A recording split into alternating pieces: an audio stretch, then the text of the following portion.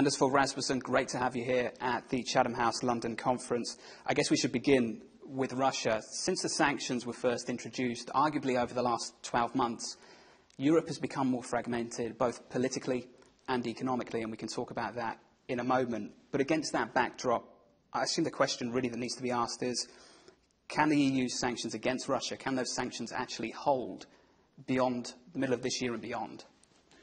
I think so. My assessment is that the sanctions will be prolonged, among other things because the Minsk ceasefire agreement doesn't hold. That's obvious. So there's no reason to weaken the sanctions.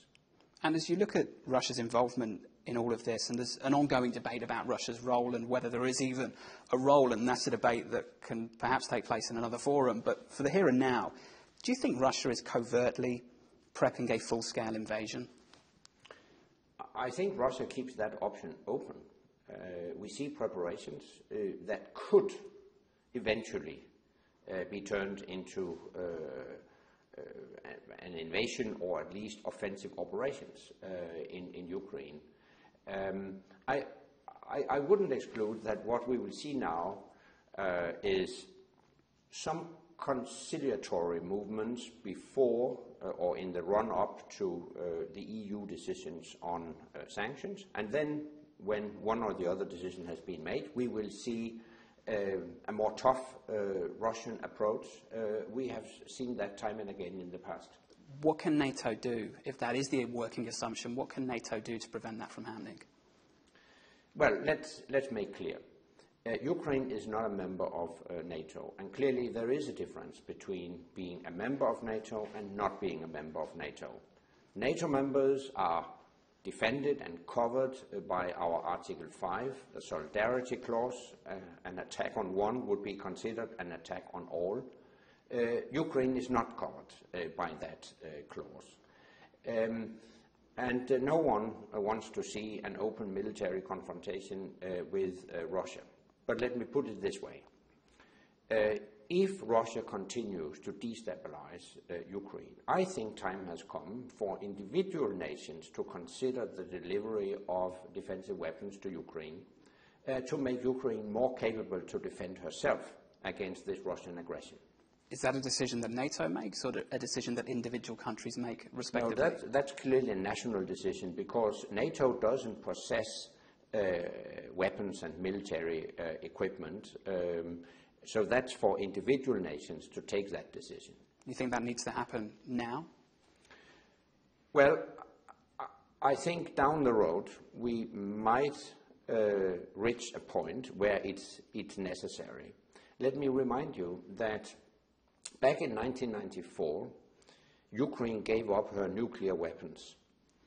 In exchange, Ukraine received some guarantees from 3 nuclear powers: the United States, the United Kingdom, and Russia. So I think, one way or the other, there is, I would say, a political obligation to help, to implement that and help the Ukrainians to defend themselves.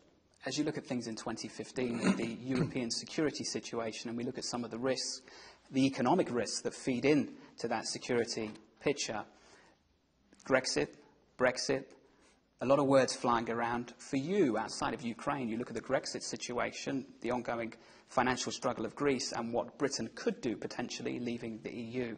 What is the biggest security risk surrounding those two economic issues? Yeah, let me make clear that there is a clear link between security and economics, because weak economies are also more vulnerable when it comes to security. Let me put it this way. You can't be safe if you are broke. So sound fiscal policies are also sound security policies. So it's of utmost importance that European countries get their fiscal houses in order, reduce deficits, stop indebtedness. That's clearly also sound security policies. But overall, I'm concerned that we will see a more introvert Europe in the coming years, obsessed by resolving the euro crisis, addressing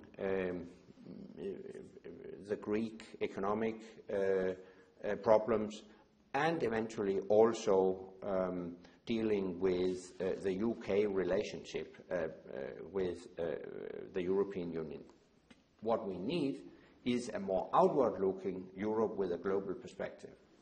We'll get to the UK question in just a moment. Just to touch on Greece a little bit more, you look at the situation in Greece, and they're trying to get their fiscal house in order, but they're being pushed to do it to such an extent that actually it's becoming a geopolitical issue, that Greece could potentially gravitate further towards Russia. Is that a situation that you think should not be ignored? And beyond that, is it something that could escalate into a situation that Europe really needs to start thinking about now? I do believe that these geopolitical dimensions should be taken into account. Having said that, of course, I also think that the Greeks should live up to their economic obligations. Obviously, Greece is free to decide what the Greek people want to decide, but so are creditors. So it's about striking the right balance, and I hope at the end of the day creditors and the Greek government will be able to strike a balanced deal. I really want to try and nail it down then, that it is Europe's preoccupation with austerity, whilst on the one hand it may help unite Europe, actually at the moment economically it seems to be dividing it, and it also seems to be hindering its security response elsewhere, whether that's in Russia, Ukraine and the situation there, or the Middle East as well. Yep. Clearly, this focus on austerity is curbing the security response. Politically, because Europe is too inward-looking, and Europe doesn't take on this necessary global perspective. But in more concrete terms, also because of lacking investments in defense and security.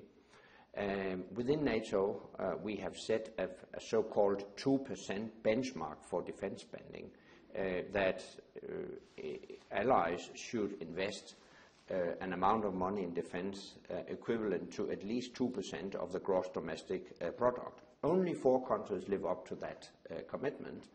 At the NATO summit in Wales in September last year, all 28 allies signed up to gradually increase defense investments towards the 2% within the next decade.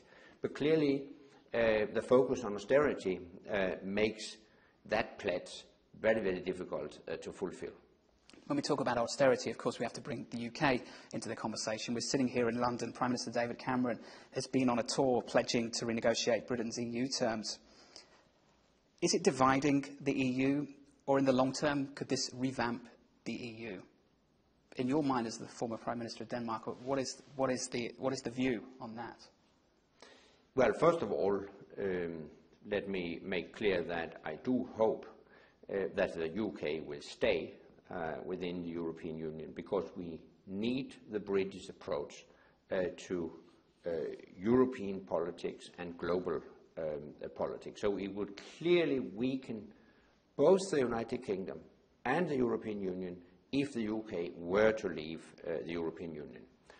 So against that background, I do hope that negotiations between the UK and the European Union will lead to a result that is satisfactory for both the UK and the European Union and can be adopted by the British people in the coming referendum.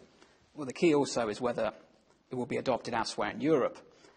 I'm sure you can speak for Denmark. When we have this conversation about the free movement of workers, surely that is enshrined, it can't be touched, but would Denmark support a reformed Europe in that sense?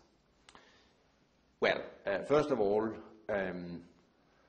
I can't imagine changes of the EU treaties, because that would have to be ratified in all 28 member states, and that would be very, very complicated. So I envisage a model very similar to what Denmark got back in 92, 93, where we negotiated some special arrangement without requesting changes of the treaty.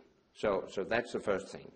Secondly, on the specifics of this special arrangement between the UK and European Union, it's very hard to comment on that at this stage. But in general terms, I think it would only be fair to say people can't just arrive in a country and get full access to social benefits from day one. I am very much in favor of free movement of people if they want to work and contribute to our societies. But I'm not in favor of free movement just to take advantage of social schemes. Do you really think that's happening? To a certain degree, I think there is some welfare tourism. I think each and every nation has the right to protect its own welfare system against such welfare tourism. So the challenge is to combine these two points. On the one hand, maintain free movement of people, because mobility in the labor market is essential for generating economic growth and prosperity and progress. But then, on the other hand, ensure that this is not misused to just abuse our welfare systems. And just as a final question, the UK government has promised this referendum by 2017. The Bank of England would like it, ideally, some point next year, as would a lot of officials here in the UK as well. In your experience, how quickly can they get the kind of agreements, the kind of reforms they need in Europe? How quickly can they come about before a referendum is actually activated? As quickly as the political will allows. That's the bottom line. And having a look at the election calendars in Europe, and also based on my experience with the handling of referendum campaigns, my advice would be to make this process as short as possible. Anders Fogh Rasmussen, thank you very much for joining us today. You're welcome.